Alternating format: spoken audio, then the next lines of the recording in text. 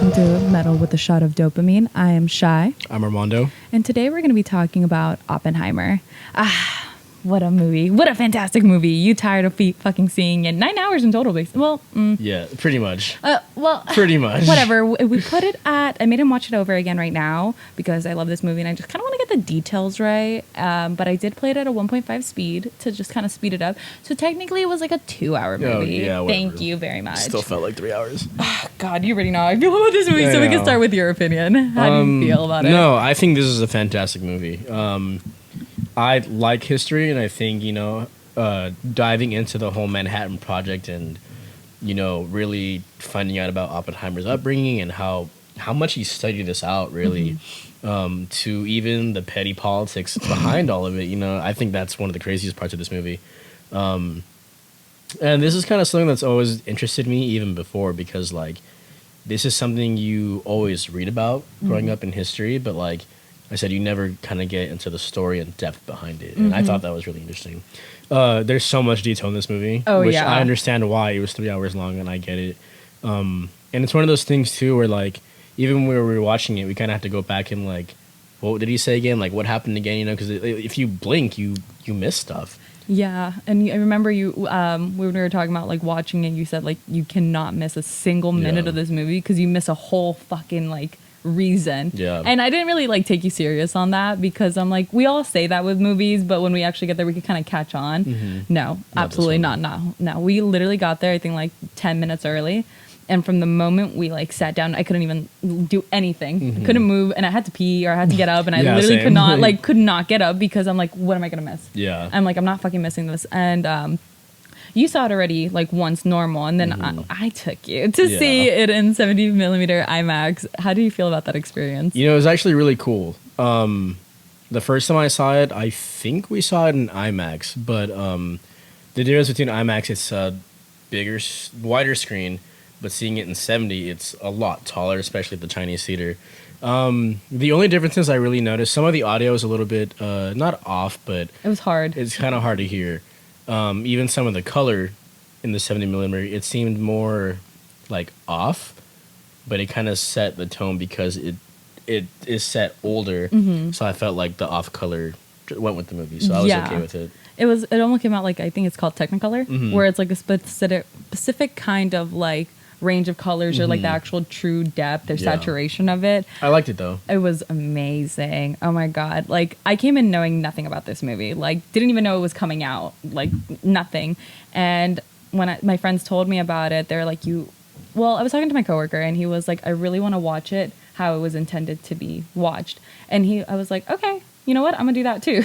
Because it sounds like a pretty fucking good thing, especially it was the film. We talked about it. How many fucking miles was it? It was a couple miles. It was 3 miles or something. Not even. I feel it was more. I felt probably it 5. Yeah, it was a full shit ton of miles that roll. And it weighed 1,000 pounds or something. Oh yeah, it was 600 pounds or something like that. Just trying to bring it in. But fun fact, they actually extended the actual viewing for 70 millimeter IMAX. So if you haven't had a chance, I definitely recommend you watching it. Absolutely. It was worth it. Absolutely. I feel you see just how Nolan wanted you to see it. And that's the point of it, obviously. But it was just beautiful. Absolutely. I don't even remember how many times I cried during this movie. Watching it over again, I had to skip so many parts because I knew I was going to start crying. Yeah. Because this movie hits so different. I feel anything that is very close to your heart, something that you're passionate about really does hit different. Yeah, but just watching the development of science, especially I'm trying to be an engineer, and it was just goosebumps, chills, just thinking about it. It was just amazing. It was wonderful. It's reading a book and seeing it happen live. That's how I felt. I felt I was reading the book itself and seeing it. And it was just a beautiful film, and it just makes you appreciate science, and it makes you appreciate the development of technology and science and how we've actually overcame so many obstacles in society and how we actually created them ourselves too. And it really shows it doesn't obviously really show the actual truth of what happened during this time, but we do get to a little bit of an understanding, especially as this generation, seeing the depth of how the war affected the past generations as a whole. And yeah, absolutely fucking love this movie. I recommend it. I think it was a 10 out of 10, 11 out of 10, honestly. Definitely. So I will say it's not for everyone, but those who can Yes. appreciate it, it is a very good movie. absolutely, yeah. Some people didn't like it. A lot of people mentioned like it's kind of the movie you have to take breaks during, like because it's a long fucking movie. It's not even because for me, it's like okay, I can sit 3 hours watching a Marvel movie, but the fact with these movies is like, I think what gets people is there's so much dialogue. Like I Yeah. said, there's so much detail where like you literally have to sit through the entire thing, or you will miss very important parts. Yeah, and even then, like, what's it called? Watching this movie, people told me that they just felt like they couldn't keep up with it. They kind of Yeah. slowed down, and it's like there's so much conversation. And the thing I wanted to mention, I didn't realize it how much it jumped back in time. That was what I was thinking, because I was reading on Reddit where they were saying like it jumps too much, and like It other people does. told me like it jumps too much, and I was like, huh, I never thought that. And when we watched it again, I was like, holy shit, it jumps so much. Yeah, if you're not paying attention, it's just hard to keep up with it. for No, sure. especially like when I first came in, I didn't know anything about this. So that's why I was kind of like, oh, yeah, like it makes sense. It makes perfect sense. But now watching it again with that like context, holy shit, dude, this is like, what is going on? Yeah. Like it's just back and forth of these different scenes. And if like you don't know what's going on, you're going to miss it. You're not going to understand. And Yeah. I feel like we understood this film better now. At least I understood it a lot better. And I was like, holy shit. I was even telling you like, that's what happened. Yeah. That's why. Because when we were watching it was so loud too. We kind of missed some of the Yeah. dialogue Yeah. because it is fucking loud. So let's start. Oppenheimer. Oppenheimer starts with, we have Cillian Murphy playing Robert Oppenheimer. And he's kind of having this moment. He's staring at a puddle, and it's kind of like this crisis moment that we see. And it kind of goes into another scene where he's being interrogated. And it's in this room. I feel like that's what you think, how most people get interrogated right. by a bunch of people. And they're just like talking about like, oh, did you have any ties with the Communist Party? When did you go against the bomb? Like, you know, the Manhattan Project and all of that. And then we kind of see this another like shift in scene where like Strauss is kind of going through like this whole hearing. And we don't really know what the hearing's about, where they're talking about the whole nuclear committee and like he's meeting with the Senate and all of that to get approved. And like they're going this back and forth drama. Like it's kind of like you can't even describe what they're talking about. You It's can li- really tell it's already petty though. yeah. Like, Oh yeah, absolutely. It's just interrogations, politics, automatically you know there. Yeah. Just like it's going to be messy. And when they're kind of talking in this interrogation, there's a lot of back and forth. You're going to switch. And we kind of go from Strauss going through this hearing, talking about like who are they bringing in, who's going to be the scientist that goes like is going to make his point with me, like what's going on. And then like goes back to what's it called, Oppenheimer, saying like what's your like education background, like where did you come from? And he's like, oh, I was at Berkeley, then I went to Cambridge. And he's like, so you love America, you came back? And he's like, well, America isn't studying quantum physics and I wanted to bring that here. And it kind of shows back to like how he's having these struggles, because they're talking about like, oh, so how was your time in the States and all this stuff? And he was like, it was terrible. Yeah. It was like agonizing. It sucked, like- Yeah, it was like he couldn't sleep. He Yeah. couldn't have like, he was just always stressed out. He was always just kept awake from these haunting. He said a part of it too is that he was very homesick the entire time. Yeah, because he like has his brother, his family, and Yeah. all that. So he was just going crazy, like doing his studies, and he's at Berkeley, and he's in this lab, and we kind of have this moment, infamous moment, where he tries to poison his teacher, and that's kind of like that starting scene. And like he drops like this vial, and like there's a lecture happening. He tells the professor like, hey, this lecture's happening, like I can't stay. And he's like, oh shit, we gotta go. And he's like about to leave with them. He's like, no, you're actually gonna clean up your mess and you're gonna stay. And he's pissed. I mean, like, wouldn't you be pissed Absolutely. too? Yeah. And he finds the bottle of cyanide, and he like injects the apple, and then you Yeah. see him running to get to the lecture. And then like afterwards, like it kind of continues into the nighttime, and he's sleeping, and then he wakes up, and you just see like that apple with a needle, and then he runs back to campus trying to catch it. And then we're introduced to Noller. One of those. Yeah, one of those. Sorry. Some of them have really weird, like, not really, I shouldn't Well, say really they're weird, but European foreign, names, so yeah. European They're names. European you know. names, yeah, German and all that. So this is like his idol, and like he's with this professor, and he's like trying to take the apple because his fucking idol's about to eat this poisonous Yeah. apple, and he's telling him, so like, oh, so you're like the physicist and all that. He's like, yeah, like, he's like, he needs to do better. He wants to be better. He has to do better. He was like, well, you should go to Germany and go study there because, again, the States doesn't have quantum physics yet, mechanics yet. So he goes to Germany and he studies there. And he takes the apple as like wormhole. Sorry, you know, all that. Just an excuse to get it out of his no, hands. literally. And the fun fact, he actually did do that. Yeah, he did do that, did. and he did not get in trouble for it because, like, what was the reason again? Like the investigation, it was like 2 months. Like there was no actual like background. Yeah. And even in the film, they mentioned like he was on like probation for it. From that, he goes to Germany. And then we kind of go to the scene where Strauss is talking about how he met Oppenheimer and like this. I love that Nolan goes through these black and white scenes to kind of actually show you the time period. I was going to say, too, this is another movie. I don't know if I had a conversation with you. I wouldn't mind seeing this entire film in black and white either. Oh, no. We did talk about this.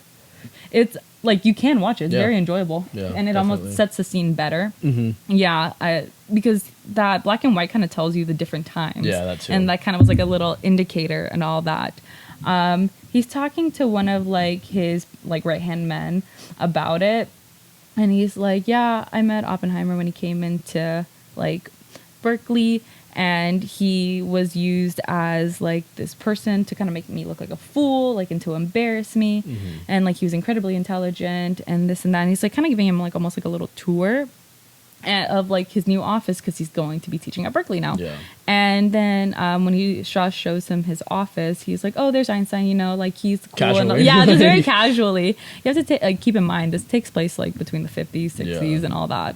So Robert's just looking out the fucking window. He's like, "Oh, do you want me?" Strauss is like, "Oh, do you want me to introduce you to Einstein?" He's like, "No, I know him. No, we're friends. Well, not friends, but like I know him. Yeah." So he goes outside and like. You kind of see like this tone. Strauss is kind of like, oh, like I'll go introduce you. I'm like, no, and he kind of walks off, and they have this conversation, and then he walks away, and Strauss is kind of watching, and he says hi to Einstein, and Einstein just ignores him, walks straight past, not even looking at him. Yeah, he just like walks past, and like. It's kind of like this question mark we had over our foreheads. Like, what happened? Like, what did he say? I think that was the one thing that kept in my mind the whole time. Yeah. It's like, what did he say to him? And like, when we were watching it for the first time, I didn't realize these were all different. Like, I thought it was all like one sequence, but no, it's all different time frames. It's really all over the place. Yeah, it genuinely is. And what's it called? Then like this scene shifts and we're going to now like a lecture hall where there's like a bunch of people there. And what's it called? Oppenheimer comes in and he's going in, and then this is a different scene. So he's like, I think in Germany because that's where he's studying, and he talks about quantum physics in Dutch. And like we're introduced to this character Robbie, and he's like so funny because he's like, you know, I'm good with English, you know, I'm American, I could translate for you Dutch. He's like, what is he saying? He came in with somebody and he was like, oh, if you need help with the English, let me know. And then Oppie starts talking in Dutch and he's like, what is he saying? Literally. And then we kind of switched to this scene in the train, and that's where Robbie meets Oppie.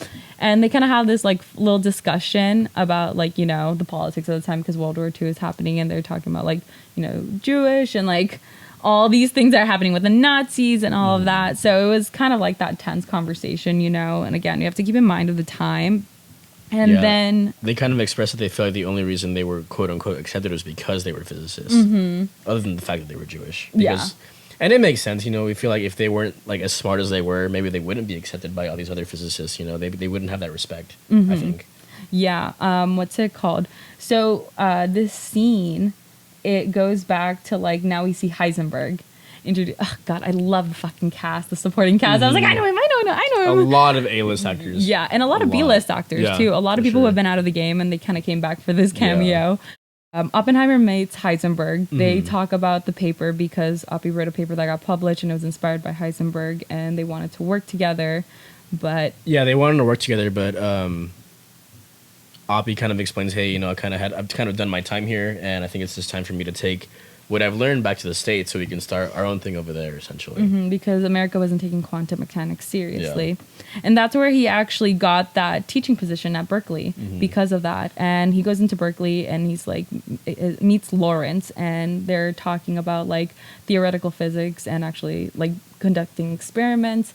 And then he's like, oh, do you have your first class? He's like, yeah, one student. And he was like, good luck. Okay, yeah, have fun. You know, you should actually get into like the experimental part, not the theoretical. Like theory goes so far. That's something that you hear a lot in the film. Theory goes so far. And what's it called? We kind of see this class grows, like more and more people come in, and God, I just get filled with like a flame just seeing how like you're gonna cry again. Just science, just it really brings people in, and it's just like how like this is such a new idea at that time. People want to know more, more, and more. And then, like, at the end of, like, a class, you see, like, this communist kind of meeting because, again, this is during World War II. And Lawrence is, like, scolding at him, like, saying, like, don't put your politics on this. Keep it out of the class. Yeah, like, you can't get involved in anything like this, especially, like, in a war. People are watching. People are saying, like, you don't want to be a communist because, again, the Red Scare. And what's it called? Oppenheimer's like, literally, I don't care. Yeah. Like, I'm not involved. I'm not joining. I don't have a side. Yeah, like, I just support anything. Yeah. Like, he's Switzerland. And they kind of go to a meeting. And when he gets to this meeting, he sees, like, they're watching. Like, they're actually, like, seeing people get tracked and all that. They're running plates and stuff.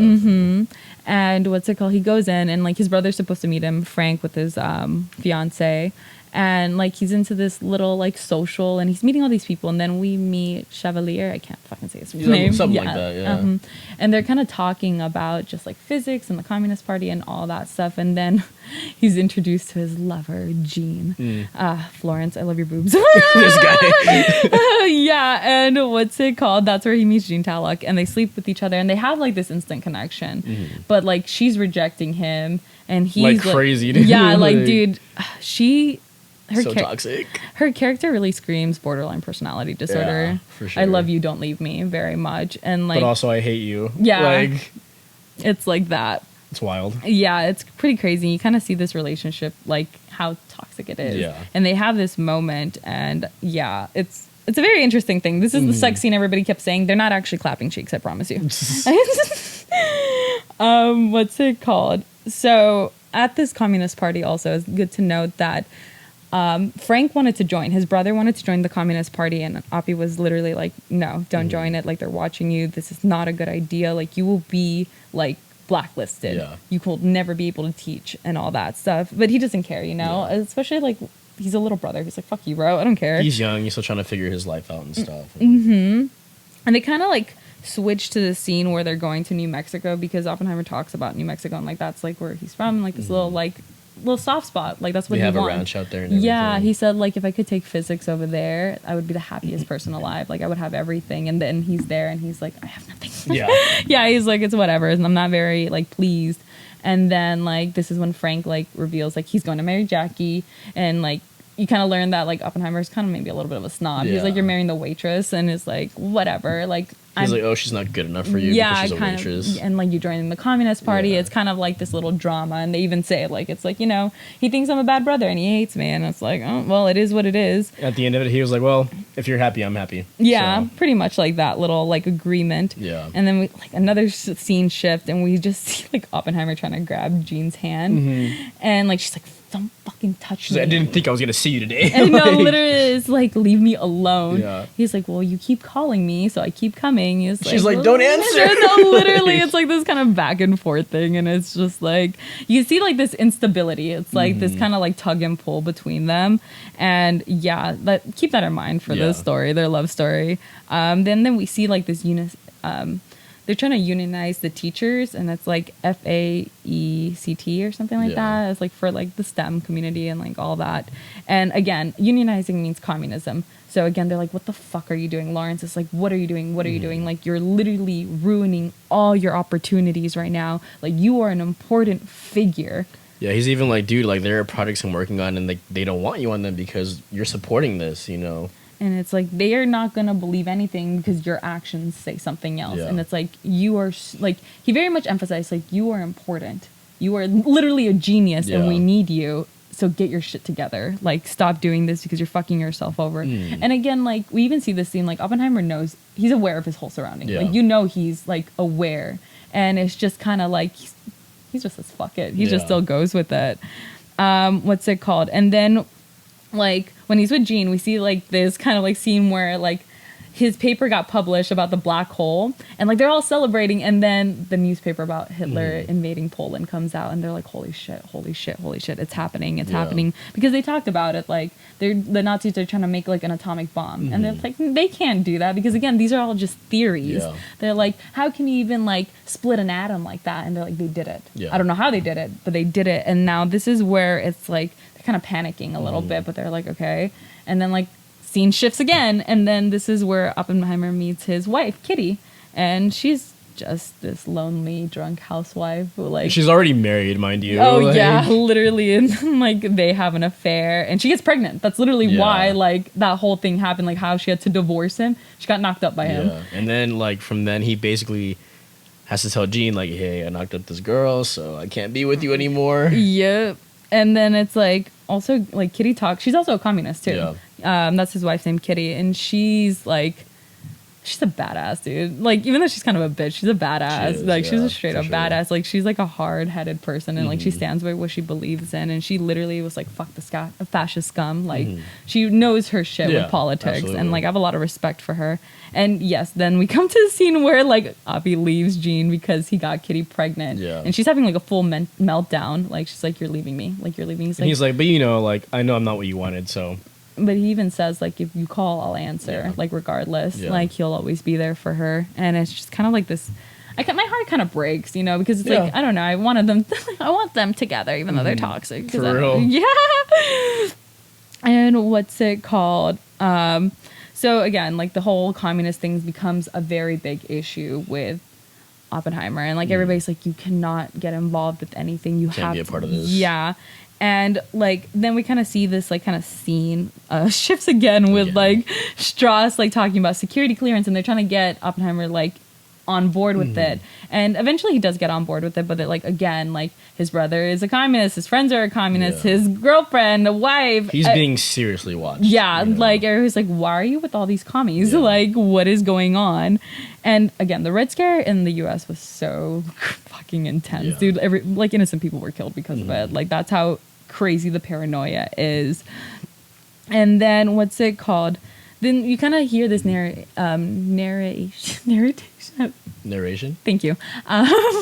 Like Strauss talking about Oppenheimer with like his right hand man, and like again, we're going through a lot of these scene changes where he's going to his hearing now. He's like, they used like Oppie to make me as a fool. They used him, and he was so charming and smart and brilliant, and like that's what they did. And like I was like a laughing joke, and we kind of see this like foreshadowing of resentment. Kind of like, I don't know, I found it kind of weird that he was like, yeah, he made me look like a fool, and I'm like, you kind of seen early on in the movie like they're like buddy, and it's like not really, not actually. There's an intention behind what he's doing, obviously. And it's like you might not see it just yet, but it's kind of like that vibe is there. Yeah, it's like haters gonna hate kind of thing. Yeah.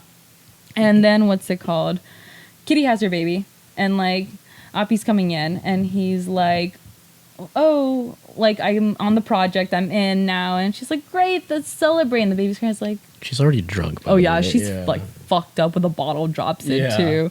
And he's like, shouldn't you get the baby? He's like, I've been with the baby all day. And then he has like kind of this moment, it's like, what did I do? Literally, I feel like he has a moment. It's like, what the fuck did I just do? I fucked up. So he drops off the baby to his friend Chevalier and like his wife. And he's like, they're gonna go away to do the project and all of that. And like, you just feel like this this guilt he has, this shame.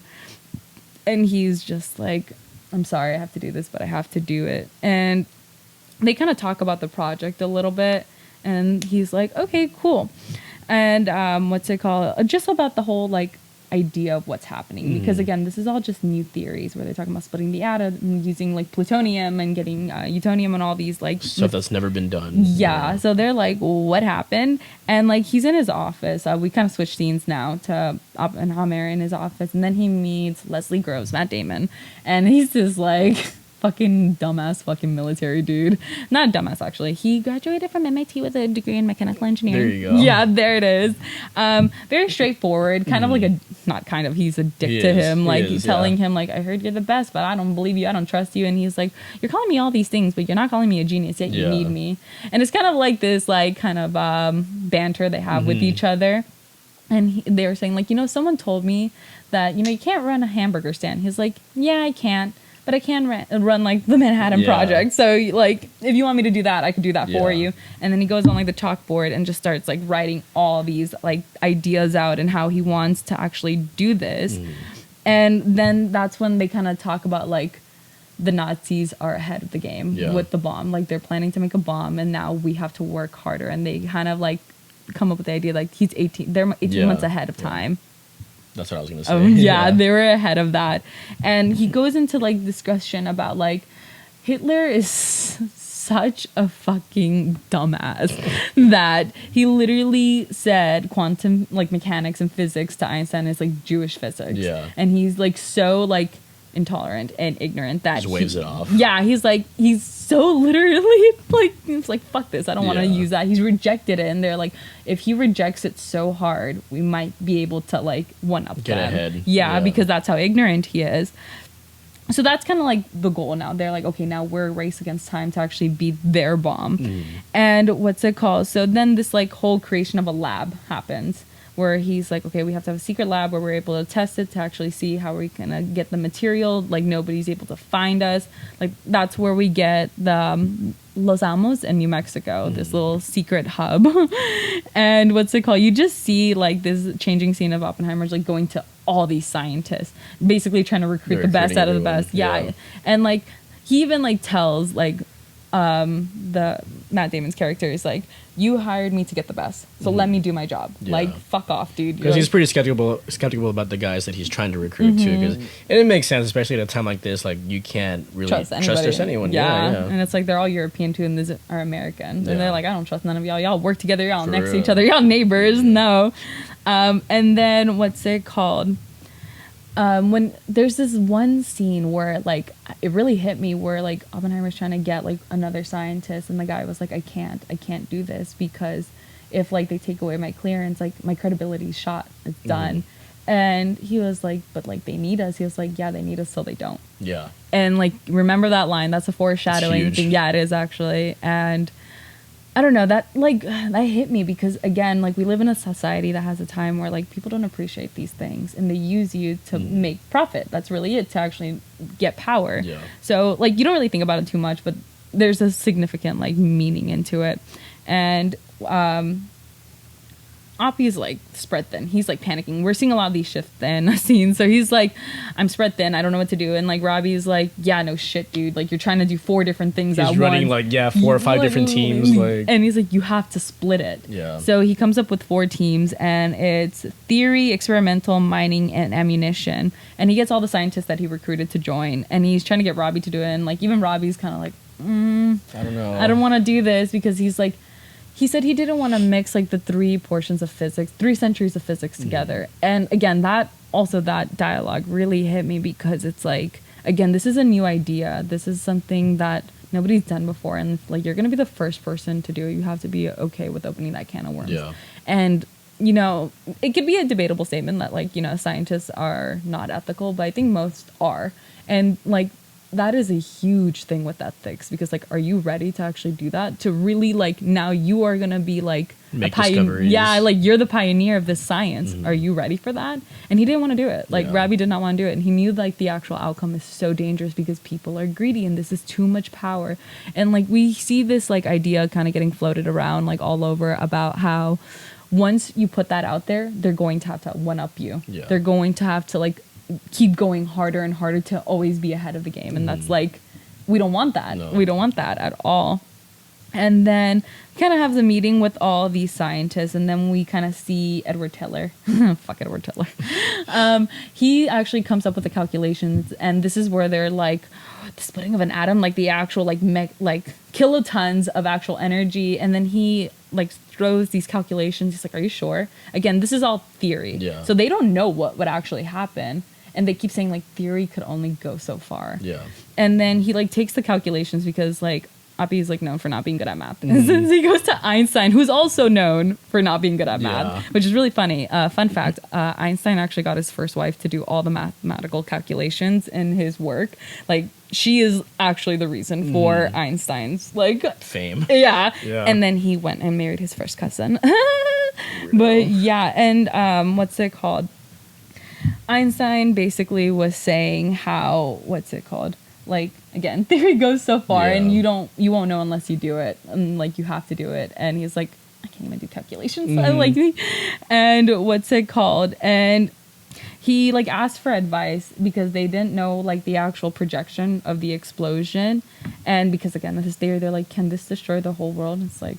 Maybe. Like literally, I don't know. Yeah, like it could. Yeah, but it can. We'll find but out, I guess. literally, it's like again, theory could only go so far, Yeah. and you have to test it out. So that's where that idea comes in, where like you have to start actually testing this stuff out. Which they start doing. Yeah. And what's it called? They realize they had to do that. So then, like, you see this scene shift, and then like Chevalier's telling Oppenheimer is like, hey. Like there's like a secret channel where someone's trying to like share information because like the They German can help you. Yeah, I think it was Heisenberg where he was Yeah. just like Heisenberg's like, I can help you because the Germans have them so wrapped around. And like Oppie mentioned like the Nazis had Heisenberg and he's one of the best, Yeah. but they're so ignorant they're not even going to let him do his full thing. Yeah. So it's like he's going to reject it. So that's why like Charlie was like, hey, like if you want like intel from Russia and all that, like you know where to find it. Yeah. And then like now like we kind of shift the scene to like the present time, quote unquote, and where like Strauss is like in the hearing and they're like, okay, we're gonna bring in a scientist now for your hearing and like to like vouch for you. And he's like freaking out. He's like, who the fuck is this scientist? Like who's gonna do this? And he kind of goes into this monologue where like scientists hate me, they all hate me, like they all did it because of Oppenheimer. Yeah. He's like the reason why like I will like this little fist. He's like, Yeah. fuck this dude. He's the reason why like nobody takes him serious and all of that. Like that's why they're all against him. And then like you have this scene like transition where they see Los Alamos actually all settled. Like Yeah. it looks like a small little town, and that was the point. It's like under disguise. Like all these people moved in. Like all the wives of the scientists came Yeah. in to actually like you know It get was this meant place. to be a full functioning, like you said, quote unquote town. So Yeah, absolutely. And then we kind of see this scene transition where like Oppenheimer's talking about like a 1917 explosion with like cargo and Pearl Harbor, and it was like the largest explosion that ever happened, man-made explosion. So they're like, now we have to calculate that and compare it to what we're trying to do. And they're using a lot of like comparison with actual ratios to actually see the extent of how it's going to go. And they're like trying to figure out like how much plutonium do you need? How much did this need? And then Teller's like hydrogen. Just do the hydrogen bomb. And Yeah. they're like, what do you mean? Like, you can't do that. How do you do that? it basically becomes I wouldn't say a joke, but like nobody takes it serious. Yeah, you because know? again, it's just an idea. Yeah. They're like, how are you going to do that, huh? And he's just offended. He was like, are you not going to take me serious? Like, come on, dude. And they're like, whatever. And then what's it called? They have a meeting with like the whole committee and like the scientists together in like some restaurant. And they're like just talking about the actual like projection of the explosion, how far Yeah. it's going to go on the map, like what it's going to do to people. And they're just having like they're having this discussion and they're saying like there's a leak because they got intel that Russia's already testing some things, and they're like, how does Russia know? Yeah. Like how does anything? They're like, Los Alamos has a leak. And they're like, Los Alamos doesn't have any, like Oppie was like, no, there's no leak on our part. Everything's so airtight. Yeah, it's like the scientists are not leaking anything. Yeah. Like it's not on us. Like these are the people I trust. And he's right. Yeah, and then like you just see like there's like this. Honestly, from this point on the movie, it's really heavy paranoia because like there's a like that like a little bit of flavor of paranoia because of the communism. Now like it's the leak. That's where they're like panicking. They're like, you can't do this, you can't do that. Like there's no clearance, you can't get in. Like Yeah, I think they even Oppie and another scientist make a trip to Chicago to just have a conversation with some other scientist. And Matt Damon's character comes in and like raging, like, why did you guys go to Chicago? Like, you should have told me about it. You guys are supposed to stay here. And they're like, well, like, I thought we were cool to do what we wanted to do. It's for research purposes. And like, he actually gets upset and he's like, I can't work here if you guys are going to be monitoring me this hard. And he like one of walks the other away. scientists that came along, he's Yeah. like, how do you want me to actually help you if you're not letting me like go Do my out? job. Yeah. Yeah. And like what's it called? What we learn is like Chicago was the one who actually came up with the idea. Like they were the ones who says like make a bomb bigger, like Yeah. a super bomb. And they're the big ones who were doing like the experiments and all that stuff. And that's why they're like, we should listen to them. We should work with them because they know what the hell they're talking about. And that's why he was like, whatever. Like, you know, Yeah. like he was like, you want me to do my job? You got me to do my job, so let me do my job. And he goes after like the scientists and like he tries to get them back because he realizes everybody's very... Honestly, Oppenheimer seems... at least the character Cillian does so great. He just seems like a decent guy who cares about people. He's not a rat. Well, I'll read the book and I'll let you know. He's trying to take care of everybody. Yeah, he really didn't like want to get anybody in trouble. He knew like the severity and actual like the consequences of this time and the situation. And what's it called?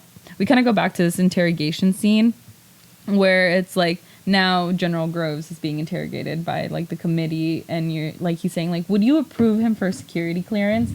And he's like, well, let me see this. And he's kind of running around like a circle. He's kind of avoiding. Yeah. Because it's like he wants to say like, yes, he trusts him, but he knows he can't because then it fucks him over. Like that's the big thing about like you see the theme. And in real life, you know, you have to sell each other out to actually make it on top and to cover your own ass. And like Appy wasn't doing that. And like even time and time again, everybody tells him like, take care of yourself. Who's taking care of you? Nobody. And like at this interrogation scene, it's like, would you trust him? Would you trust him? Would you trust him? And he's like, well, like, you know. And what's it called? Then we kind of like flash to another scene, and then like Lawrence from Berkeley joins him, and he's part of the like ammunition kind of like a sector of it, and he's the one who's doing all the experiments too. So like he's pretty well equipped. And then what's it called? They have another meeting. They kind of shift scenes, and they have another meeting with the committee and everybody. And like Oppie really wants to bring in Frank. Like he's like, dude, he's perfect for this. His brother. Yeah, like he could do it. And he's like, he's not part of the Communist Party. He's been out. Like he's not doing these things. So why can't you bring him? And they're like, security warning. And then that's when they're fucking dirty. They bring up what's it called?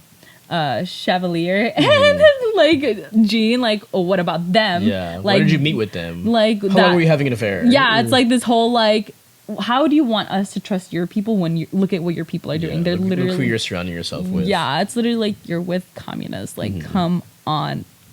And then we kind of see like this scene shift where like we see what's his name, Groves, like is telling. Or Oppie tells Grove saying, like, you fired one of my students. Like, yeah, because, like, he's doing a union and I can't have him because, like, communists. And he is like, well, I need him. He's like, they're going back and forth, like, I need him. He's like, they're kind of, like, negotiating. He's like, okay, well, we're going to do, like, once a week meetup, only men, like, airtight security just to do these experiments. Nothing else, nothing more. Like, keep it at that. Like, they really think he's the rat. And that's, like, the funniest thing about it of all. And then we kind of see this scene where, like, Oppenheimer goes to like the hotel and he's getting followed, and he sees Jean, and they kind of have like this moment together, and like she's like, he's telling her like, I can never see you again, basically, like I'm in hot water because of you, I can't do this, like I can't, this is it, like, that's like he's cutting the cord. And she was kind of like having a breakdown saying like, not kind of, she was she was having a breakdown. It's like, but now you're leaving, like you're leaving me. It's like, I know, like, but I have to, kind of thing. And she kind of just falls apart in this like whole little like moment in this flashback. And then we're flashed to another scene where we have one of the original, like his idol Bohr comes in and he visits Oppenheimer, and he's like so proud of him. It's like this cute little scene, and I think he does even a lecture, a discussion. And then he's like, Oppenheimer's like, oh, you came to help me out? He's like, no. You could do this by yourself, and I know you could do this by yourself, but I'm like warning you, if you do this, like, you're changing the world. Get ready. Yeah, like you're gonna do something crazy, and like I don't know if the world is ready, and I don't think you're ready for like the actual like discovery you're gonna do. What's it called? And he basically said like, you're revolutionizing like science. You're basically, it's a war weapon now. And then what's it called? Scene moves. And we see, like, Kitty running through, like, the forest trying to find Oppie. And, like, Oppie's, like, distraught. And, like, she's like, what happened? What happened? And he's like, I got a call from her dad. Like, she took pills. And, like, she killed herself. And, like, it's all my fault. And she's... Kitty's like, she's like, bro, get it together. Like, literally, like, are you fucking kidding me? Like, really, that's what you're crying about? Like, you made your choices, she made hers. And you pointed this out to me. I didn't even notice. Like, in her suicide scene, you saw a hand. And I was like, a hand? And I'm like, what? And I'm surprised you missed it. No, dude, we literally watched it over like 4 times to go like catch it. And I was like, and you even mentioned like there was a theory There's that a whole like theory that like she didn't kill herself, that she was a hit from the government because they, from what I understand, they felt like she was too much of a distraction for Oppenheimer. So they put a hit on her to get him like focused on what he really had to do instead of going to her whenever she needed him. And again, like that double whammy, she's a commie too. Yeah. So it's like they didn't want anything of that. And what's it called? Yeah, he's like, you could tell he's just dissociating like throughout these like scenes. Like he's not there. And like now they're having like this argument about like like all the materials and like actual like how far it's gonna go. And again, like this is when Teller brings up like this do the hydrogen bomb, and that's where he's kind of made as the laughing stock, and he's kind of humiliated. And they're like, we don't know what this is going to do. We don't know how it's going to do it. So it's like no. And he's like. And like the other scientist, like, why are you going into like the theory part? Help us in this part. Like this isn't even like something that's happening. So why are you here? Why are you still on this? Yeah. Like, so he like leaves and he like tries to follow it. Like Oppie like follows him and he tries to convince him. He's like, okay, just do your study, do your research, but I need you here with me because again, it's a security thing. Like you can't get people out. Yeah. He even negotiates with him. He's like, if you stay, I'll dedicate like an hour a week for you and I to work on this together. That makes that last scene a lot more like, ooh, yeah. And he was like, okay, fine, okay. And then they like transition to a scene again where they like you're meeting with all the committee and they're talking about like how Oppie didn't really want to use that bomb. He is like, you're going to kill a bunch of people. Like again, this idea is in his head where it's like, this is mass destruction. This is going to revolutionize everything. He's like, what if we do something else? What can we do that will scare them? And not kill everyone. Yeah, and they, like again, he really was avoiding that hydrogen bomb because he knows like the actual like how detrimental it could be. The outcome. And so he was like, they're going back and forth. They're like literally like him with Strauss and like with other people, like the political committee. They're like, use it, and he's like, no, and he's like, we have to tell Truman because that's the president at the time. He was like, no, like this is not good because they're going to want to build another one. Russia is going to want to make a bigger one. They're going to view it as a threat. Like this is a new thing. So it's going to cause this kind of like reaction. And they're like, well, it's not up to us. It's not up to you. It is what it is. They literally were like, it's not up to you, basically. You're just here to do. Yeah, you're researching. We make the decisions. And they even like say like, well, this is going to be a meeting now between the committee, and they all get kicked out. And it was kind of like, again, we kind of see like this moment where it's like, be careful. You get me? And even Robbie warns Oppenheimer like, you should watch out for Strauss. Like he's not listening to you. He doesn't care. And he even says like, when we hear you, we hear a prophet. When they hear Strauss, they hear themselves. And that's what people want to hear. They want to hear themselves. Absolutely. They want to hear the answer that they want to hear. And then we kind of like flash forward to like this interrogation scene with now Teller. And Teller is kind of being interrogated and saying like, oh, do you trust him? Like, do you trust Oppie for it? And he's like, yeah, I think he's loyal to his country, but I wouldn't clear him. Yeah, he's like, nah, I wouldn't. Like, you know, at the end of the day, like, that's not what I want to do. And it was kind of like this moment where it's just like, what? Like, again, it's like, what just happened? These are your people, and they're backstabbing you. Like, what the fuck is going on? And what's it called? Then they got the scene shifts, and like Oppie tells like Hitler's dead. Like he's dead, but now the Japanese want to fight. Like the war's not over. Going. Yeah. And it's like, you know, now in our time we could say like, we knew the war was over. Like everybody knew the fucking war was over. Like we could say that now because Japan has nothing. Like, no offense, sorry. Like Japan just didn't have the manpower or the army to actually do anything, but they're so fucking paranoid because, you know, paranoid of everything, especially like the whole Pearl Harbor thing. So yeah, that was like a big thing. And everybody kind of knows like the bombing was more payback for that. It wasn't really like, you know, some security thing or to end the war, quote unquote. It was literally payback. How do we get back at them in a huge way? Like kill over 200,000 people and destroy their fucking land. Fuck it. And like then we kind of see like this like whole like scene where they're testing out the bombs. Like they're seeing like how far it's gonna go, what is the yard, and like the actual projection of it. They keep saying like, oh, well, we need to do more. We need to do more. Like, there has to be more. And that's when, like, he's like, I need Frank. And they finally bring in Frank. They finally bring him in. And he's also a physicist. So it's like, duh. Yeah. What's it called? So he has a meeting in Washington. And, like, he goes to Washington and he sees these two scientists from Chicago. Yeah. And he sees Hill, and I can't pronounce his name, but his name is Leo Silsard.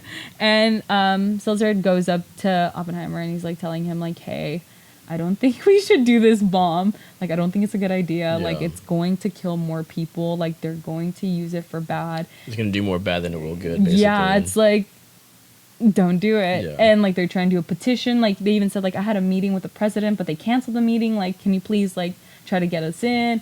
And like, Oppie's like under like a lot of stress. He's like, he can't even be talking to these people because like he'll lose everything. So he's like, okay. And you know, this scene kind of shocked me for the ending, because it's like you see him kind of knock over Hill, you know, and like the pen falls and he's kind of just like frantic and like whatever, you know, like whatever, I'll leave, and goes. And I was like, rude. And I was like, rude, okay, whatever. But again, like there's that like theory that Oppie was schizophrenic. Yeah, so exactly. you don't even know what the fuck is going on in his brain at this point. I mean, he did try to. You can only assume at this point, you know, like what he was going through and all that stuff. So then they do another meeting with like the government officials where they're talking about the bomb, and they're like, okay, so if we do this bomb, what city are we picking in Japan? And like they're going through all these cities, and oh god, when they're talking about like, oh well, I don't want to pick this city. I had my honeymoon there, and they have the nice culture, so I'm like, we're not gonna do there. Okay. And like even like when they're kind of talking to Oppenheimer, he's like, okay, so what city do you think is good? He's like, well, none of them actually. Like he even mentions like, well, they're all too small. Yeah. It's like, okay, which one would you pick? And then that's why they kind of come up with those two cities that they do pick, Hiroshima, and there's another Nagasaki. one. Yeah. So it was kind of like, that's how they picked the thing. And again, he's kind of going through this kind of crisis. Like throughout this whole thing, he's like dissociating. He doesn't like, want to do it. No, he doesn't. He knows like it's actually bad. He knows like, it's kind of like you have to pick between the greater evils, you know? It's like, are you going to give it to Russia or Germany, or are we going to do it kind of thing? Yeah. And it's a real big, like, moral dilemma as well. And then, what's it called? Then they're still setting up the whole, like, detonatation? Like, basically the explosion. They're going to do the test date. They're setting it all up. And, like, the government official's like, well, I need this done before we meet for, like... I need a precise date. Yeah, like, everything has to be tested and secured before we meet with the other countries for, like, I forgot what they're called. Like, this whole... It's, like... United Nations kind of thing. It's, like, they call it the party, but it's, like, literally a committee meeting with all, like, the nations in the country about it. And they said, like, okay, we need it before this date, and we need it before that. So that's why they, like, really intensify having, like, these testing dates, really, like, setting it up. And this is, like, this whole, like, scene, like, it's a long scene where we see the preparation for it. Like, you kind of see where they're, like, getting ready for it. Like, they're setting up all the barbed wire. They're kind of the sunblock and the shades. And they're really, like, all their work comes down to this moment. This one moment. Yeah, is it going to work? And I found this scene really funny where Teller's just putting all the sunblock. His face is white, dude. Yeah, like, and he's like, do you want some? He's like, no, I'm good. And, but it's not funny, but never mind, it's not funny. But the thing is, we know the actual effects of the bomb and how it affects your skin and, like, literally the radiation, the UV rays, everything. So I kind of found that, like, ironic, you know, because they dropped a bomb on Japan, and that literally the thing that killed, like, more than half of the was the radiation. So I was just like, okay, if you say it. And what's it called? So after they do the whole, like, bomb, it's like, it's a success. They're celebrating. It's like this big excitement, and, like, everybody's celebrating. And after that, Oppenheimer gets kicked off of everything. Yeah. After they said, okay, the bomb worked. We don't need you anymore. Yeah, we'll take over. Kind of. Yeah, it's like, so are you going to tell me, like, what happens? Like, can I come with you? Like, Oppie was to Groves. Yeah, Groves, and he was like, yeah, well, you know, he's like, okay. I'll tell you what I can. Like, when okay. I can. Yeah, and it's kind of like... Okay. Yeah, and again, like, I feel like Oppie's kind of getting that, like, realization. It's like, damn. Yeah, everybody, what they told me is true. Yeah. Like, they're coming to, like, they need you until they don't. Yeah, exactly. That's why I was like, that line was very, like... important. Yeah, because you see it. Like, it just starts happening the moment that he just... He's done. Yeah, they kick him off of everything. Yeah. And he really, like, feels, like, the actual, like, consequences of it. Like, he hates it. He really fucking hates it. And what's it called? Then there's that announcement like, well, we see like Appy going crazy, waiting for that actual announcement. They bombed Japan. He's waiting at the door. He's waiting at the phone. He's waiting at the window, and then the announcement comes that they dropped the bomb in Japan, and everybody's celebrating because they say the war is over, but you could just see he's like, what did I do? Like, blood is on my hands, and like there's this scene where he's going to like talk to all the people that's from Los Alamos, and like he's dissociating. He's having this hallucination where he's watching. Well, he saw like a burnt body at his foot, and it was like obviously the representation of the effects of the bomb. Yeah. And he sees like everything just has that bright light. White. Like that was a bomb, and he just basically saw all of them burn. And it's like putting yourself in the position of what would happen. And he's just like, what the fuck, dude? He's like, what have I done? What have I done? You could just see him go crazy about it.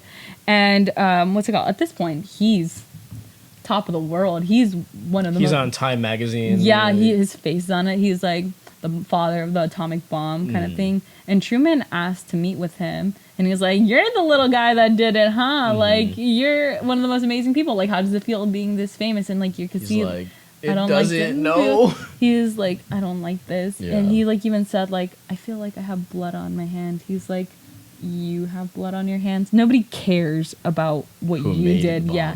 They care about who dropped it. Yeah. And like, you're nobody. Like, and he kind of mocks him too, the president. He pulls out his handkerchief and he's like, you think they care about you? Like, the blood on your hands, here, wipe it off. Like, it's about me. And like the point that Truman like invited him was to keep him on the project and to keep him on. And he's like, I can't do it because moral dilemma, and because he's like, blood on my hands. Like, you just did something. And he was like, get this crybaby out of here. Literally when he walks out. And then I feel like, again, another like scene where you kind of see like it all hits like what he did, the consequences. And then we kind of like shift to Strauss narrating the whole thing. And he's saying like, well, by the time I met him, he fully embraced the whole like father of the atomic bomb. He was doing all these like lectures and meeting people, but you could tell like everybody around him was getting blacklisted. Like, his brother couldn't find work. He was banned from all the universities. Like, even like another scientist was put to work on like railroads. Like, everybody who had like very like amazing careers and they stuff, couldn't get real jobs. No, because they all got blacklisted because of it. Because like Oppenheimer, and even like Oppie, because he was so against the bomb, that's why they all got blacklisted. But he still spoke out about it. And like Strauss is narrating, so it's like he never gave up. He always spoke his mind. He always said like, stood up for what he believed in. And he's like, I think we should have a committee instead of actually using the bomb. And like everybody laughed at him. He was a laughing stock about it. Nobody took him serious, and because he was so famous, he felt like that fame was protecting him from actually being assassinated, because he knew he was being watched. He knew his phones were being tapped. He knew, like, he was very aware of everything that was happening around him. And he was just like, well, if I'm in the camera, they can't kill me, you know? That's going to be another thing. Because, again, right now, he is, like, a prized gem. Like, he's the one who did this. Like, he's not, like, that, like, war criminal just yet. And, again, like, we talked about it earlier. It's just, like, America has so much, like, a lot of nationalism. So it's like he's like the hero in the States because like, you ended the war, you saved us, you saved the world. He's the man right now. Yeah, and that's what like everybody's like, we made you this person. We and you, this is how like you're treating us. Like, why aren't you happy? Like, you know, like what are you going on with? And then what's it called? We see that one of the scientists that was part of what's it called, Oppie's team was actually a Soviet spy. So that's how actually the Soviets found out. It was they're getting all the info from this one scientist. And the funniest thing is like when they introduced him, he was like saying like, oh, like how long have you, because he said like, oh, British, or like how long have you been British, like since Germany said I wasn't German. So it's kind of funny, like, you know, see like that irony of it, like betrayal. And again, this is a different time, so nobody trusts anybody at this point. And what's it called? We're kind of just seeing like this whole like interrogation of like Oppie trying to get his security clearance, and like you're just seeing that interrogation was hard to watch. I don't know, it's like intense. And again, it's like almost like how it was with like that uncomfortability, like in talk to me. I was just like, it just made me just like, you know, just it's uncomfortable. It is, because it's like this man did everything and then you're like hanging him out to dry. Yeah. Really? Like, I don't know, because I feel like, again, as a modern person, and we're like in this modern time, we assume that someone who does something so pivotal would have so much respect, so much like glory. Yeah. And especially like we see now they're so appreciated, but in that moment they're not. Yeah. Like they're going through hell. Quite the opposite. Yeah, no, and I'll say the last monologue to actually do this. So again, we kind of shift scenes to like Strauss like narrating and talking about like how like Oppie is losing his security clearance, and he was like, well, someone gave him his file, so they were able to figure out he was a communist and like he was part of this and supporting the Communist Party. And it was like his right hand man like gave him that. It was like Kenneth gave it to Boren, and what's it called, to just get all the information to actually write like what's it called, like an anonymous tip saying like, oh, I don't trust this person. Yeah. He's actually a spy. He's the one doing all this stuff. Trying to frame him, basically. And then we kind of switch scenes to like now they're kind of all like leaving Los Alamos and kind of stuff. And Teller tells like Oppie like, hey, can you support me with the hydrogen bomb? And he's like, I can't. I can't I don't do want this. to. Like I just can't, because again, like he's so traumatized. Like he killed 200,000 people, Yeah. but technically like that's on him. He's like, I can't create another bomb. And Yeah. Teller like takes this so fucking He's like, personal. All right, Good to know. Good to know. Like I got you. and like I didn't catch this the first time because I didn't understand like why he fucked him over, and it's like this is why he makes got sense. fucked over. It's like, yeah. But again, like we see this theme in all these movies. Nobody cares about like how the other Yeah. person is feeling or what they're Seriously. going through. They only care about them. And again, this is such a pivotal time in science, so they want to be the first to actually They like, want that fame. yeah. You know? And fun fact, all these great mathematicians, physicists, like from like the 1600s and all that and earlier times, they actually, a lot of them stole work from other mathematicians. Really? And they paid for it to get their title, like their name published with that theory or like, yeah. Like so many mathematicians, like famous ones that we know that have their name on these theorems, they didn't actually do it. Interesting. Yeah. So I feel like this is like a thing that we see a lot. Like it's all in the name to actually be the first published, to actually be so like When you coin something, pretty much. like all I think of is Euler. Euler's like he's literally I think he's like a father of math. Absolutely. He was, well, that's another conversation. Anyway, I'm like I can go on and on about this. But what's it called? We switch scenes where what's it called? Strauss is narrating again, and he's basically kind of like telling his men like, yeah, I did this kind of like I set him up. Like you This have is my whole plan. Yeah, the entire this is time. like you have to play the game to actually win. And like you kind of see like him go in this monologue where he's like he humiliated, he made fun of me, he made scientists against me, like he did all of that to just go against me when I was trying to save him, I was trying to help him, and like you'll see this like this eerie nature of him like continuing on till the very end. And then like we kind of switch scenes where it's like almost after the interrogation with like his lawyer and his people and with Kitty, and Kitty's just like, why can't you understand?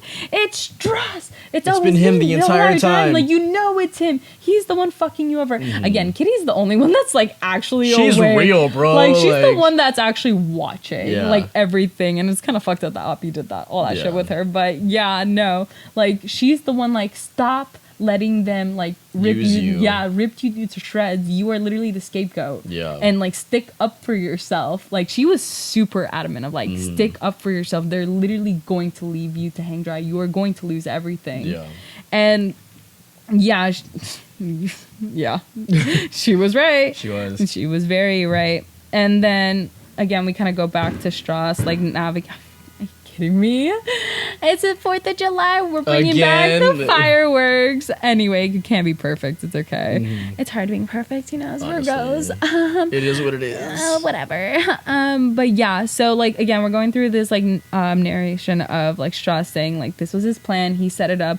He basically got General Kenneth to like give the file to Boren and like told him exactly what to do. So they talk about like, well, when I like throw him under the bus and he loses all credibility, then he's never gonna get anything. Like he's going to be the laughing stock. It was basically like a revenge ploy. He was trying to turn the tables, basically. Yeah, basically, and just keep his hands clean because nobody knew it was him. Yeah. Like barely anybody. The only people that knew was him was the scientists, because no scientists don't trust politicians, and they even like mention that they're like they don't trust them because they're like they think about like actual like power and like abusing it, and they just want to like create something. There's like a theory on like being an experiment and actually becoming something real. And what's it called? Like his right hand man, like we see throughout the movie, they're like kind of to console him, saying like you're gonna get nominated, don't worry, you're gonna be like you're in. And then he's like, that scene, he's like, you made me like console you this whole time when you were like 2 steps ahead already. Yeah. He's like, play the game right. This is Washington, baby. Yeah. And like then he goes like he basically exposes himself, saying all these things. Like so he's like he exposes his entire plan. Basically. Yeah, to him he's like you're the reason why Oppenheimer basically got like blacklisted and shamed and lost everything. He was like. Yeah, I did. Because it was like, he made me look like a fool. He did this all because he was petty, bro. Yeah, he really was. Like, he was so mad, like a little fucking kid. Yeah. Like, he was so angry. And mind you, I don't think we mentioned it, this is like 10 years after the bomb. He really held on to that. Yeah, like it was so stupid. Like we mentioned in the beginning, like this movie jumps back a lot. And so we have much. the dates written down. We'll talk about it towards the end, but like it goes so many different times and like you don't even know what's happening, and that's why like he does it in black and white. He does these different like little things so you could actually understand where you're at. And what's it called? From this point, like again, we see this what's it called, the interrogation again, and we're like, he's asking like, so when did you change your mind about like the bomb? Like you supported it, when and then did you develop didn't. Morals? Yeah, about it. Yeah. He's like, well, I've always had them. Like you hired me to make it. You didn't like hire me to make political decisions. Like I did my job, and like they're literally like fucking grilling this dude because they even told him like, you're not making political decisions. You are building this. That is it. You knew what you were doing. Yeah, literally. You know? And he's like, nobody will listen. Yeah. Basically, even like we see it in the movie, nobody is listening to him because again, he even says, you hired me to do this. And then the whole time in the movie, they said, we hired you to do this. That's it. We don't need your opinions on anything else. And even like Strauss like admits, he's like, well, he's going to get his security rejected. And he's like, well, you could appeal it. And if you want to appeal it, that's going to put everything that he did on paper. So that's how he could for sure lose that like security, never get again. It's going to expose he was a communist, expose like all these things.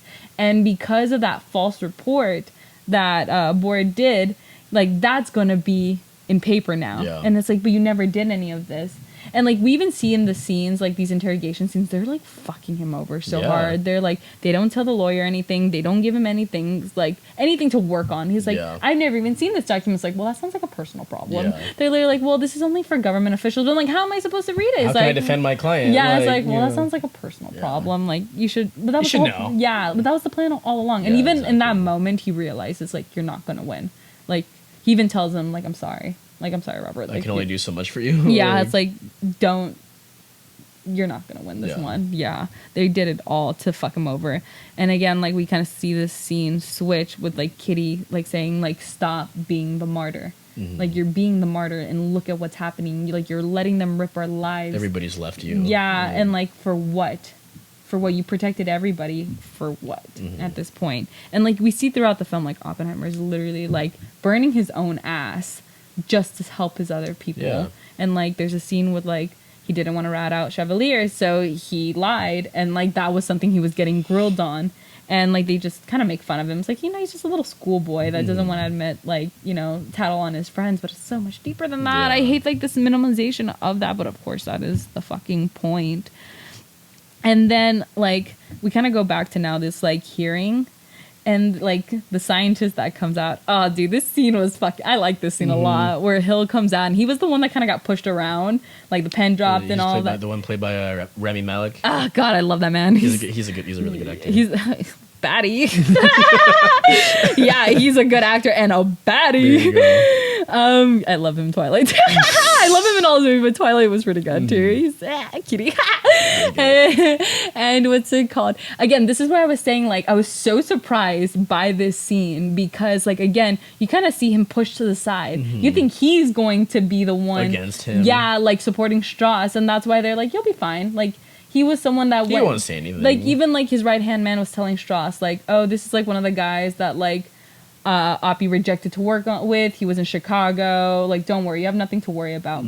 And like this man's opening is like, I don't know why Oppie's on like discussion here. Like, I don't know why we should be prosecuting him when we should be prosecuting this guy. And like, who? It's like Strauss. He's looking at him too while he's making his statements. Yeah, he's like, okay. Oh, like, fuck, I got caught. Yeah. Like, I just got exposed. And they even, like, he even says, like, oh, yeah, like, the person who's responsible for this is, what's it called? Like, another one of his people is, like, he's actually the reason why. And, like, this is all, like, corruption. Yeah. Like, this is all corruption. And it was an inside job. You know, it was all strategically planned. And he exposes it. Like he's like, well, yeah, like Oppie wanted to stop this. Yeah. Like, he wanted to stop it from the very beginning, and nobody would listen to him. And look what you did to him. Yeah. And it was kind of like that last for your honor kind of thing, because again, like, he was so respected. Even if people didn't like him, Oppenheimer got so much respect because of how intelligent he is.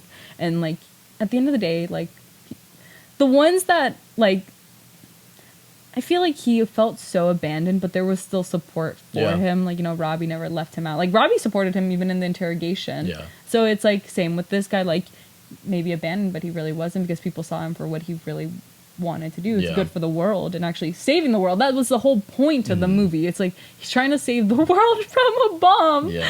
And what's it called? We see, like, this scene transition where, like, Einstein visits Oppenheimer. And, oh, God.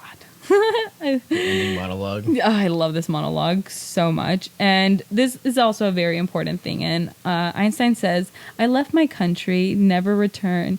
I left my country to never return and to serve their other country well. And this is the reward they offer you. It's like, you should turn back. It's like, you literally helped this country. You did everything, and look and how they gave you nothing. And they literally left you to hang dry. This is what they fucking did to you. Like, really?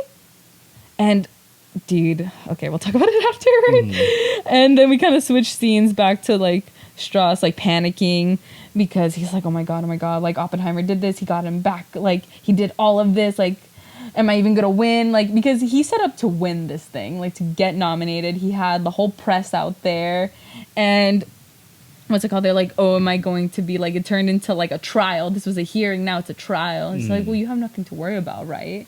Like, you covered your asses, right? I love that guy. His right-hand man was so funny. I'm sad we never got his name, but he was so funny because he was like, you wanted this, right? And then when he announces, like, oh, what's it called? He's like panicking. He's like, he always mentions Einstein. He's like, you see how, like, what Einstein told him, like, you see what the scientist, he was a joke. He, like, he's saying, like, he did all of this. He set me up. He did this. He did this. He did this. And dude, you can even tell these people are like, you're done. Yeah, like, dude, you're going crazy. Like, and like, he goes on this monologue. He's like, I gave him that. He does not regret that. He wanted that bomb. I made him the man he is. I made him, like, the greatest man. He wasn't supposed to be known for, like, the actual bombings. He was supposed to be known for saving the world. Like, this whole thing. And look at, this is how he repays me. This is how he does it. And, like, what's it called?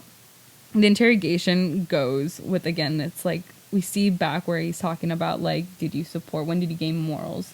When did you support the bomb? Like, when this and that. And then we see, like, that, like, explosion, that white. And he's just like, it's, again, he's dissociating, living that memory of what that explosion is. And, like, again, imagine if he's schizophrenic. Like, fuck, even 10 times worse. Yeah, dude, I can't even imagine that. And Oppenheimer loses security, loses his credibility. And, you know, it's like this disappointment. And when Teller tries to shake his hand, he shakes. Fucking kitty, you shook his hand! I know, she gets pissed off. Yeah, that's literally why she's like, stop being a martyr. She's like, what a spit in his face. Yeah, I love her. And then, like, we switch back to, like, when the scene with Strauss is just, like, waiting for, like, the results. And he's like, you lost. And he's like, who voted me out? He's like, oh, some like candidate, a candidate here, but like there's one guy from Massachusetts. I think Kennedy was from Massachusetts. And he was like, oh, it's like a new hotshot, Kennedy. And I remember when they said Kennedy, I started crying. I was just like, I was like, Kennedy? Because like, I love history. So I think a lot about like the Vietnam War and all that. And I'm like, what would have happened if Kennedy didn't die? Yeah. Like, where would our country be? I think we would be a lot better. And that's going to be another discussion. But it's just, again, like, Kennedy, well, I feel like he was the man. Like, maybe he's not perfect. No politician is. Most of them deserve to die. Hot take. But, like, he was very much against war. Like, he just kind of, he's also a newbie, so he followed a lot of people, unfortunately, like that. That's another conversation. What's it called? And like Strauss talks again about like Einstein. He like brings up Einstein. He's like, it was all him. Like, it was like he did this. He turned him against me. Yeah, he set me up. And then like his right hand man, he's like, well, you don't even know what they really talked about. Like, it probably wasn't even about you, bro. Like, and it wasn't. It wasn't. And this scene, holy fuck, dude! Like, the chills I get just thinking about it. My voice is breaking, cracking up and all of that. And like they go back to like the scene, the very first scene where it's like Oppenheimer goes up to Einstein and I try like to get this word by word. And Einstein's like the man of the moment. And he was like, they're talking about like when he was in Berkeley and he got an award. He's like, you guys all criticized me. You all said like I couldn't finish what I started. And then what's it called? The Mason. I'm gonna get it right. He's like, you lost the ability to finish what you started. Now it's your turn to deal with the consequences of your achievements. And one day when they punish you enough, they'll serve you salmon and potato salad and give you a medal and like rub your back and like tell you did okay. But just and like they'll shake your hand, but just remember it's not for you. It's for them. I was crying so hard during this scene. This whole monologue. It's so real, dude. Dude, I like literally when the movie ended, you looked at me, just tears streaming down my face. I was like, you good? No. Like, I literally was just sitting there, like, in silence and disbelief because you see this whole, like, fast forward of, like, him getting the awards, him getting the handshake. Kitty, like, did not like, fuck you, bitch. Like, dude, that fucking movie. And that was the end of it. That monologue was the end where we see like eventually Oppenheimer is appreciated for his discoveries and everything. And fuck, dude.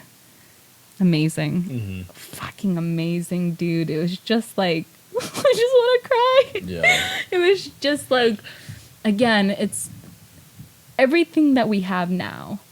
Everything that has developed is because of history. Yeah. And it's just like it's all a ripple effect of how we were able to really advance and really like create this like theory goes so far.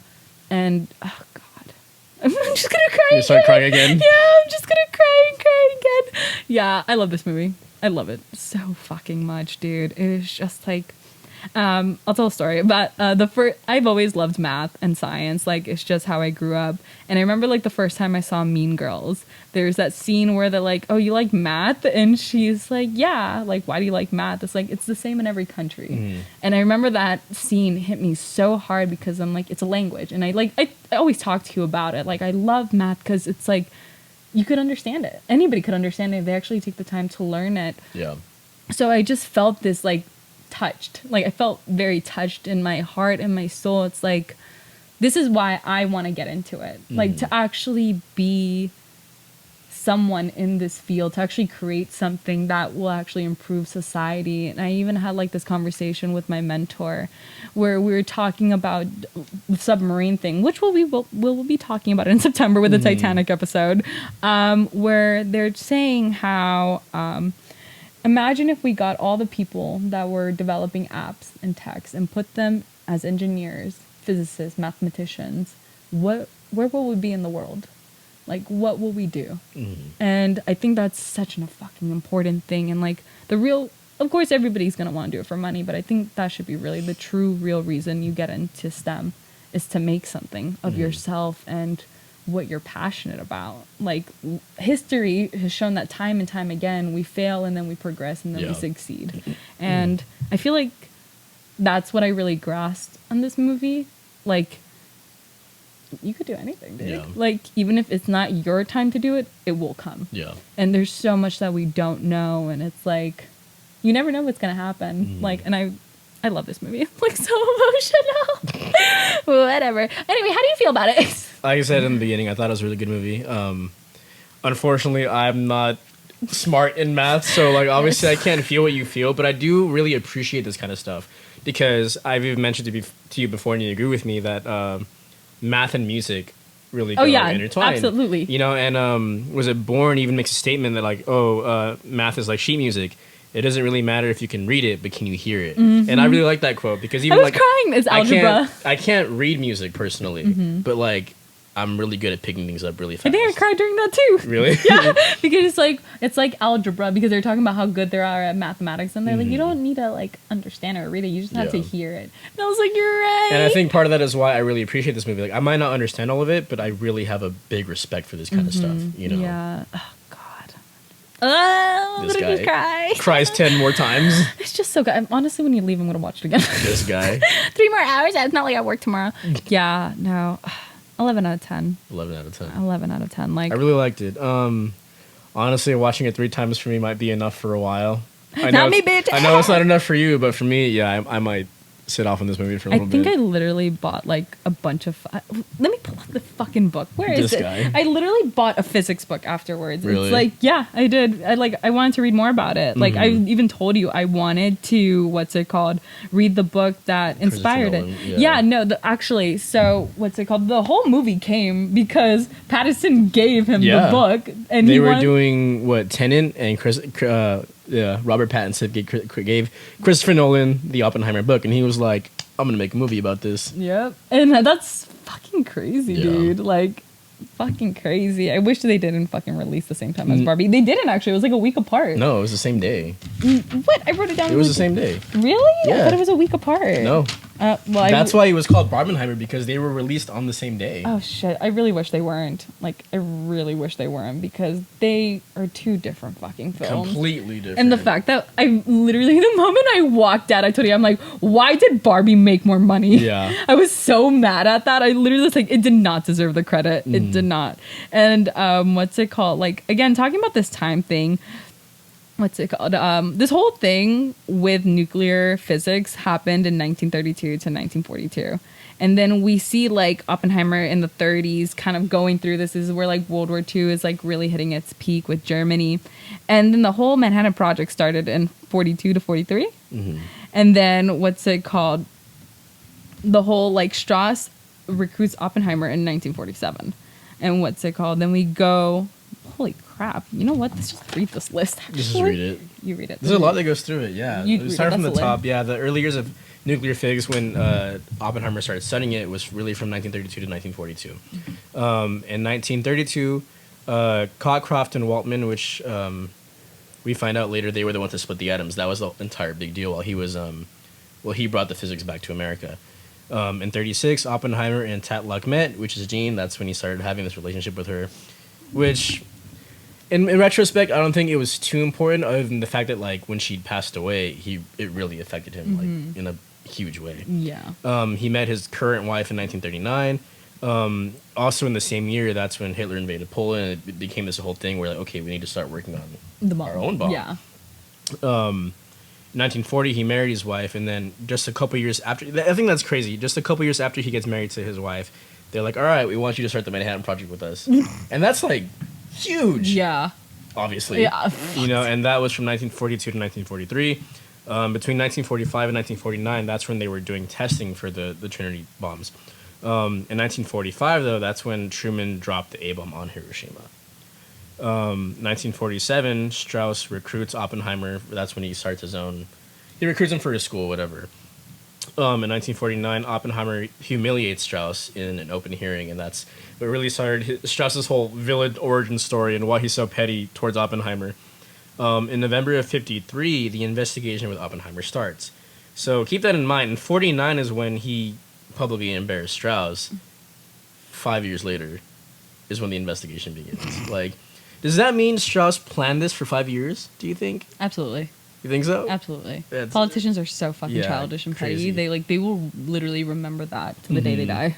And so November later in that year, that's when the investigation continues, and he gets his clearance suspended. At the end of it, he gets his clearance revoked. So he is proven to not be guilty of trading secrets with Russia, but he doesn't get his clearance back.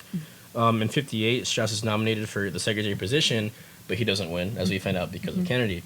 And then last of all, we skip to the whole part with when Einstein's talking to him, he gets the Enrico Fermi Award from President Johnson. And that was kind Johnson, of... that's literally yeah. Vietnam War. That's 70s. Yeah. Holy shit. Like, that's a fucking, like, those are a lot of gaps. Like, Yeah. because in the film, it's kind of like fast, you know, Yeah. of course, obviously, but it's like, you don't think it's 4 How years. much time has yeah, gone by. no, dude, that's huge. And also, you don't really think how long the world wars are because they're like They decades. last. Yeah, it's Yeah. like a decade of each. And I can't even imagine living in a time like that. I mean, we are kind of going through something like Yeah. that, not to the same degree, but holy shit, dude. That's crazy. That's so crazy. I love this movie. Do you have any closing thoughts for the movie? Read the book. Read the book. I'll join you. I'll read it I'll with you. rejoin you. Yeah. Honestly, just keep reading, keep studying, learn your history. That's all. That's my closing statement because if it helps you actually learn, history is just chisme. It's It really is, bro. It's literally Like, it's a just bunch of chisme. drama. That's how I got. Okay, so I took this history class, like the war of history, or like the history of war and like the causes of it, and. I was so into it because I'm like, he did what? You're telling me he did that? They had these secret meetings. They had these like secret votes. Oh my god, Vietnam War, dude, had me on a cliffhanger, This dude. guy. Dude, it was crazy. Vietnam War is a whole fucking thing. If you guys want to hear us talk about history, let us know because I could go on and on and on.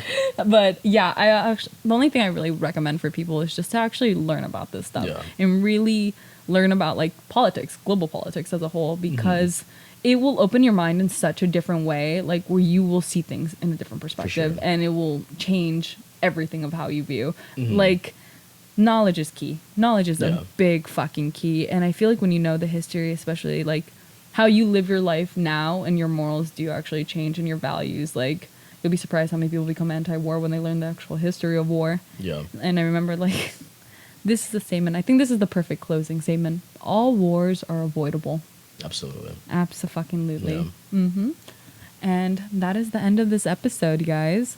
Yeah, once again, we're Metal with a Shot of Dopamine. I'm Armando. I'm Shy. We'll see you guys next time. Bye-bye.